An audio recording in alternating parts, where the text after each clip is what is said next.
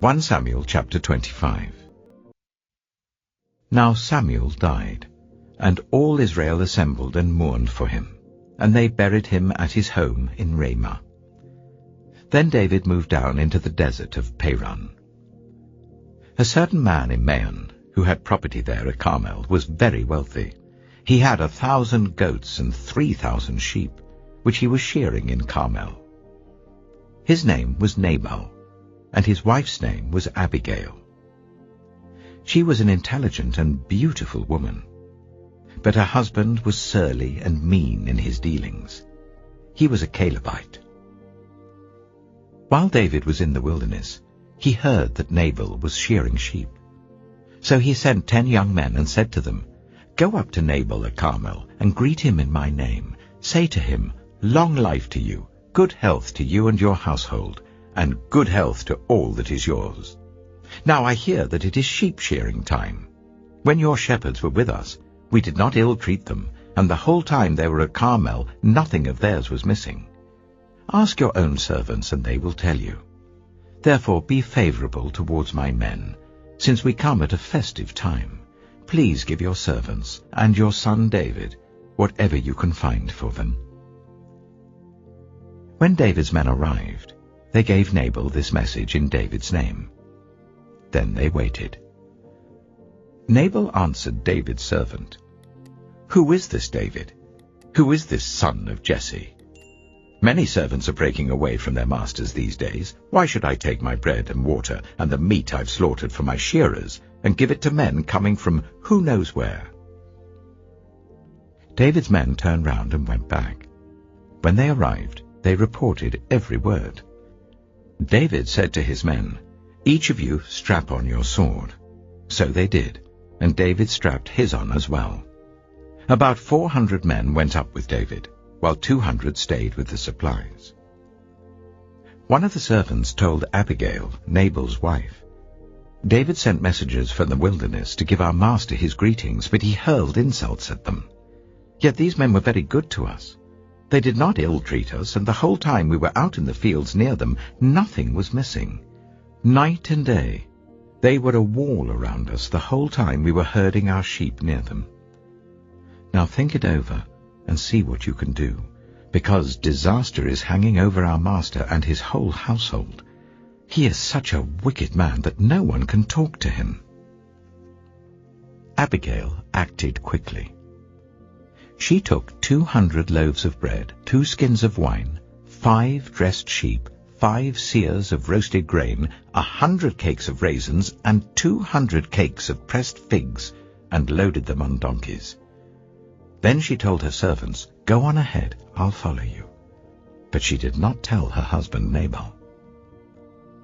As she came riding on her donkey into a mountain ravine, there were David and his men descending towards her, and she met them. David had just said, "It's been useless, all my watching over this fellow's property in the wilderness, so that nothing of his was missing. He has paid me back evil for good. May God deal with David, be it ever so severely, if by morning I leave alive 1 male of all who belong to him." When Abigail saw David, she quickly got off her donkey and bowed down before David with her face to the ground. She fell at his feet and said, "Pardon your servant, my lord, and let me speak to you. Hear what your servant has to say. Please pay no attention, my lord, to that wicked man Nabal. He is just like his name. His name means fool, and folly goes with him. As for me, your servant, I did not see the men my lord sent. And now, my lord, as surely as the Lord your God lives, and as you live, since the Lord has kept you from bloodshed and from avenging yourself with your own hands, may your enemies and all who are intent on harming my lord be like Nabal. And let this gift which your servant has brought to my lord be given to the men who follow you. Please forgive your servant's presumption. The Lord your God will certainly make a lasting dynasty for my lord, because you fight the Lord's battles, and no wrongdoing will be found in you as long as you live. Even though someone is pursuing you to take your life, the life of my lord will be bound securely in the bundle of the living by the Lord your God, but the lives of your enemies he will hurl away as from the pocket of a sling. When the Lord has fulfilled for my Lord every good thing he promised concerning him, and has appointed him ruler over Israel, my Lord will not have on his conscience the staggering burden of needless bloodshed, or of having avenged himself. And when the Lord your God has brought my Lord success, remember your servant." David said to Abigail, "Praise be to the Lord, the God of Israel, who has sent you today to meet me. May you be blessed for your good judgment, and for keeping me from bloodshed this day, and from avenging myself with my own hands. Otherwise, as surely as the Lord, the God of Israel, lives, who has kept me from harming you, if you had not come quickly to meet me, not one male belonging to Nabal would have been left alive by daybreak." Then David accepted from her hand what she had brought to him, and said, "Go home in peace. I have heard your words and granted your request." When Abigail went to Nabal, he was in the house holding a banquet like that of a king. He was in high spirits and very drunk. So she told him nothing at all until daybreak. Then, in the morning, when Nabal was sober, his wife told him all these things, and his heart failed him, and he became like a stone. About 10 days later, the Lord struck Nabal, and he died. When David heard that Nabal was dead, he said, "Praise be to the Lord, who has upheld my cause against Nabal for treating me with contempt. He has kept his servant from doing wrong, and has brought Nabal's wrongdoing down on his own head." Then David sent word to Abigail, asking her to become his wife. His servants went to Carmel and said to Abigail, "David has sent us to you to take you to become his wife." She bowed down with her face to the ground and said, "I am your servant, and am ready to serve you and wash the feet of my Lord's servants." Abigail quickly got on a donkey, and attended by her 5 female servants, went with David's messengers and became his wife. David had also married Ahinoam of Jezreel, and they were both his wives. But Saul had given his daughter Michal, David's wife, to Paltiel, son of Laish, who was from Galim. 1 Samuel chapter 26. The Ziphites went to Saul at Gibeah, and said, "Is not David hiding on the hill of Hachilah, which faces Jeshimon?" So Saul went down to the desert of Ziph with his 3,000 select Israelite troops to search there for David. Saul made his camp beside the road on the hill of Hachilah facing Jeshimon, but David stayed in the wilderness. When he saw that Saul had followed him there, he sent out scouts and learned that Saul had definitely arrived. Then David set out and went to the place where Saul had camped. He saw where Saul and Abner, son of Ner, the commander of the army, had lain down. Saul was lying inside the camp, with the army camped around him.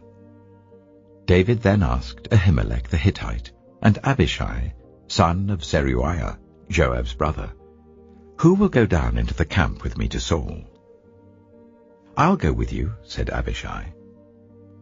So David and Abishai went to the army by night, and there was Saul, lying asleep inside the camp with his spear stuck in the ground near his head. Abner and the soldiers were lying round him. Abishai said to David, "Today God has given your enemy into your hands.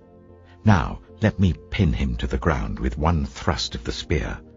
I won't strike him twice." But David said to Abishai, "Don't destroy him. Who can lay a hand on the Lord's anointed and be guiltless? As surely as the Lord lives," he said, "the Lord himself will strike him, or his time will come and he will die, or he will go into battle and perish. But the Lord forbid that I should lay a hand on the Lord's anointed. Now get the spear and water jug that are near his head, and let's go." So David took the spear and water jug near Saul's head, and they left. No one saw or knew about it, nor did anyone wake up. They were all sleeping, because the Lord had put them into a deep sleep. Then David crossed over to the other side and stood on top of the hill some distance away. There was a wide space between them. He called out to the army and to Abner, son of Ner, "Aren't you going to answer me, Abner?" Abner replied, "Who are you who calls to the king?" David said, "You're a man, aren't you? And who is like you in Israel? Why didn't you guard your lord the king? Someone came to destroy your lord the king. What you have done is not good. As surely as the Lord lives, you and your men must die, because you did not guard your master, the Lord's anointed. Look around you. Where are the king's spear and water jug that were near his head?" Saul recognized David's voice and said, "Is that your voice, David, my son?" David replied, "Yes, it is, my lord the king." And he added, "Why is my lord pursuing his servant? What have I done, and what wrong am I guilty of? Now let my lord the king listen to his servant's words. If the Lord has incited you against me, then may he accept an offering. If, however, people have done it, may they be cursed before the Lord. They have driven me today from my share in the Lord's inheritance, and have said, 'Go serve other gods.' Now do not let my blood fall to the ground far from the presence of the Lord. The king of Israel has come out to look for a flea, as one hunts a partridge in the mountains." Then Saul said, "I have sinned. Come back, David my son. Because you considered my life precious today, I will not try to harm you again. Surely I have acted like a fool, and have been terribly wrong." "Here is the king's spear," David answered. "Let one of your young men come over and get it. The Lord rewards everyone for their righteousness and faithfulness. The Lord gave you into my hands today, but I would not lay a hand on the Lord's anointed. As surely as I valued your life today, so may the Lord value my life and deliver me from all trouble." Then Saul said to David, "May you be blessed, David my son. You will do great things and surely triumph." So David went on his way, and Saul returned home.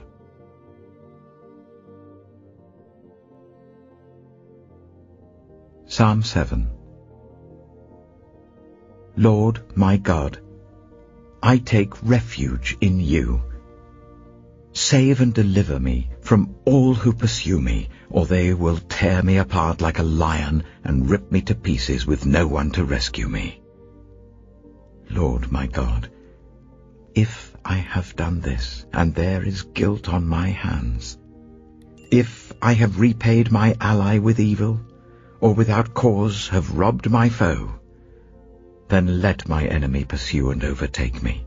Let him trample my life to the ground and make me sleep in the dust. Arise, Lord, in your anger. Rise up against the rage of my enemies.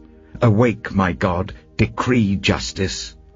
Let the assembled peoples gather around you, while you sit enthroned over them on high. Let the Lord judge the peoples. Vindicate me, Lord, according to my righteousness, according to my integrity, O Most High. Bring to an end the violence of the wicked and make the righteous secure. You, the righteous God who probes minds and hearts. My shield is God Most High, who saves the upright in heart. God is a righteous judge, a God who displays his wrath every day. If he does not relent, he will sharpen his sword. He will bend and string his bow. He has prepared his deadly weapons. He makes ready his flaming arrows. Whoever is pregnant with evil conceives trouble and gives birth to disillusionment. Whoever digs a hole and scoops it out falls into the pit they have made. The trouble they cause recoils on them. Their violence comes down on their own heads. I will give thanks to the Lord because of his righteousness. I will sing the praises of the name of the Lord Most High.